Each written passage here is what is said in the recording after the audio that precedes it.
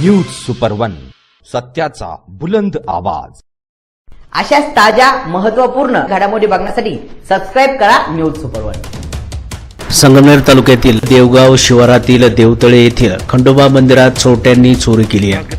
मंदिरातील पितळी 4 घंटा तसेच देवाला भाविकांनी अर्पण केलेल्या अश्व आणि श्वान यांच्या चांदीच्या प्रतिकृती असा अंदाजे 60,000 रुपयांचा मुद्देमाल चोरून नेलाय।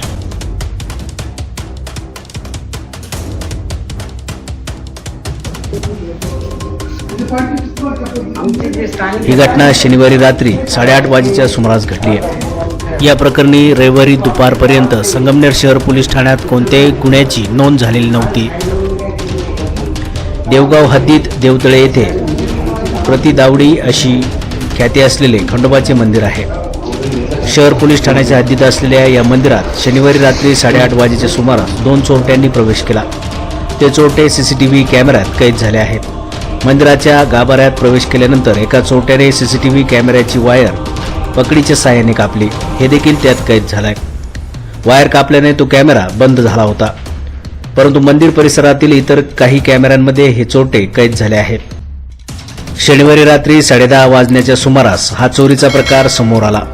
रविवारी घटनास्थळी पोलीस दाखल झाले। गुन्हा दाखल करण्याच्या संदर्भाने त्यांनी कारवाई सुरू केली होती। ग्रामीण भागात दिवसा आणि रात्री वारंवार वीज पुरवठा खंडित होतोय। त्या संदर्भाने महावितरण कंपनीकडून कुठलीही पूर्वसूचना दिली जात नाहीये।